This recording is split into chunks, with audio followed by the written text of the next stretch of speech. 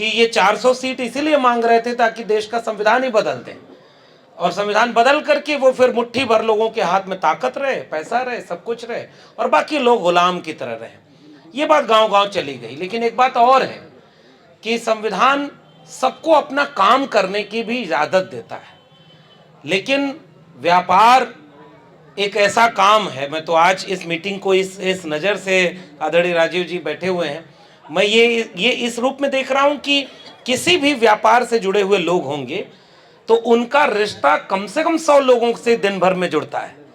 तो एक व्यक्ति अगर यहाँ बैठा हुआ, या यहाँ से जो बात बाकी व्यापारी समाज को जाएगी, तो वो एक व्यक्ति अगर अपील करने शुरू कर दे अपने ढंग से, तो वो हर दिन कम से कम 100 लोगों को प्रभावित करेगा। और मुझे लगता है ये आज का सबसे बड़ा जरूरी काम है, ये सबसे जरूरी। और वो प्रभावित ये करना है कि भाई गुजरात से चल करके आए थे ये उम्मीद लेकर के, उन्होंने तो खुद भी कहा था कि मैं तो सबसे बड़ा व्यापारी हूं। तो व्यापार करना तो अच्छी चीज है, व्यापार तो एक खूबसूरत चीज है, जरूरतें पूरा होती हैं हर जगह, हर दौर में इतिहास में व्यापार रहा है। लेकिन कुछ लोग होते हैं जरूरत की चीजों का व्यापार करके समाज को अच्छा बनाते हैं, और कुछ लोग पहले सपनों का व्यापार कराते हैं कि 2 करोड़ रोजगार देंगे, 15 लाख रुपया आएगा, स्मार्ट सिटी, स्मार्ट गांव बनेगा, अच्छे दिन आएंगे, हवाई चप्पल वाले को हवाई जहाज में उड़ाएंगे।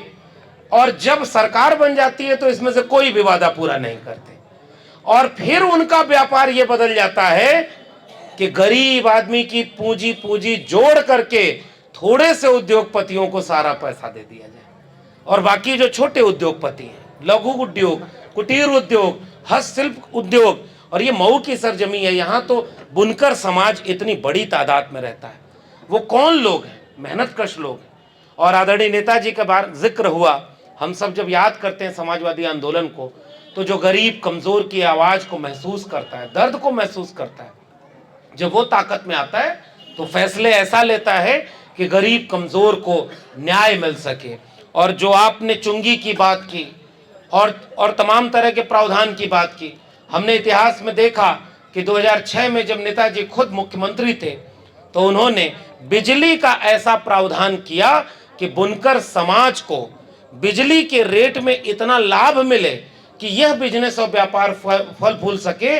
और बीजेपी की सरकार जब आई तो उसने फिर से वो जो पूरा प्रावधान था उसको खत्म कर दिया, और फिर से पूरा जो हाथ से श्रम करने वाले लोगों का बिजनेस व्यापार है वो डूब गया। थोड़े से लोगों को मजबूत बना दो, अमीर बना दो, और बाकी सारे छोटे छोटे उद्योग खत्म हो जाएं, व्यापार खत्म हो जाएं, कभी जीएसटी लगा दो, कभी और तमाम तरह का ऐसा प्रावधान ला दो कि सब कुछ चौपट हो जाए। तो हम लोग आज केवल ये गुजारिश करने आए, आज की बैठक में हम अपील करने आए, इंडिया गठबंधन और समाजवादी पार्टी के नेता आदरणीय अखिलेश यादव जी, एक ऐसे नेता जो देश को बचाने और सबका देश बनाने का ख्वाब लेकर चल रहे हैं, वो समाजवाद का काम लेकर के चल रहे हैं।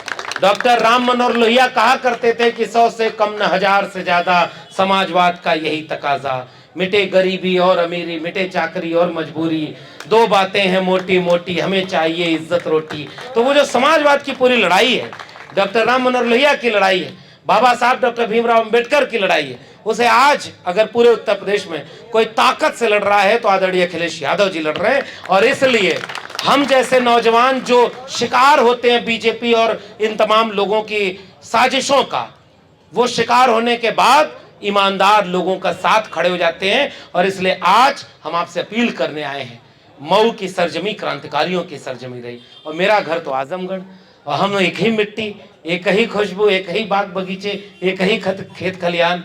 आज पूर्वांचल के ऊपर एक जिम्मेदारी है, बात केवल मऊ और घोसी की नहीं है। मैं तो जितना आसपास रह करके पिछले एक हफ्ते में देख रहा हूँ, आजमगढ़ में भी चर्चा होती है कि घोसी और मऊ तो हम भारी बहुमत से इस बार फिर से जीत रहे हैं। और इसलिए जीत रहे हैं क्योंकि प्रत्याशी जो हैं वो केवल टूरिज्म पर 2-4 महीने के लिए आए हुए प्रत्याशी नहीं है, वो प्रत्याशी आपके बीच के हैं। और आदरणीय राजीव राय जी ने अभी भी कहा, और मुझे पहले भी ये बात पता थी कि 2014 में जब चुनाव हारे तो कोई और जगह नहीं चले गए, 24 में फिर आपके सामने खड़े हैं कि हम इस मिट्टी की सेवा करने के लिए, गरीब की सेवा और हर तरह से सेवा, चाहे पैसे रुपए से मदद हो, मुसीबत में मदद हो, तो जो ईमानदारी से आपके साथ खड़ा है, मुझे लगता है कि जब चुनने का वक्त आए तो किसी भी तरह के ऐसे लोगों को न चुना जाए जो मुखौटा ओढ़ करके आपके बीच में आ रहे हैं, जो ईमानदारी से आपके बीच में है। मुझे लगता है आज ईमानदारी के पर्याय हैं आदरणीय अखिलेश यादव जी, और इस लोकसभा में वो इससे बेहतर उम्मीदवार जो आपके बीच में है और कोई नहीं होगा। संविधान बचाने के लिए, हर समाज को बचाने के लिए आपको साइकिल पर मुहर लगानी है। और अब जितने भी घंटे बचे हैं, मैं अब दिन भी नहीं कह रहा हूं, जितने घंटे बचे हैं हम सबको लग जाना चाहिए। एक वोट भी अगर हम आज से वोट डालने की तारीख तक साइकिल के लिए बढ़ा दिए ना, तो मुझे लगता है ये हमारी जिम्मेदारी है। ये आखिरी मौका है, इस मौके के बाद ये मौका बचेगा नहीं। मुझे उम्मीद है आदरणीय कल्पनाथ राय की जमीन है और कॉमरेड झारखंडे राय की जमीन है, तमाम क्रांतिकारियों की जमीन है। जो अधूरा पड़ गया है विकास का काम, वो यहाँ के सांसद पूरा करेंगे। और बाकी देश में जितने भी कमजोर और गरीब लोगों को, तमाम लोगों को बर्बाद करने की नीतियां बनी है, उसको बदलने का काम दिल्ली में बैठकर आदरणीय अखिलेश यादव करेंगे। इसी उम्मीद के साथ हम आपसे गुजारिश करते हैं 1 जून को जितना ज्यादा वोट डलवा सकें आदरणीय राजीव राय जी को भारी बहुमत से जिताने के लिए वोट डलवाइएगा। और आखिरी दिन 4 जून तक वोट की हिफाजत भी करिएगा। बिना हिफाजत किए आजकल तो ऐसा घोटाला घपला हो रहा है। और मैं तो पहले चरण से घूम रहा हूं आदरणीय राजीव राय जी, हम लोग बहुत दिनों से जुड़े हुए हैं। आदरणीय अखिलेश यादव जी ने पूरा जो जिम्मेदारी सौंपी, पहले चरण से घूम रहा हूं।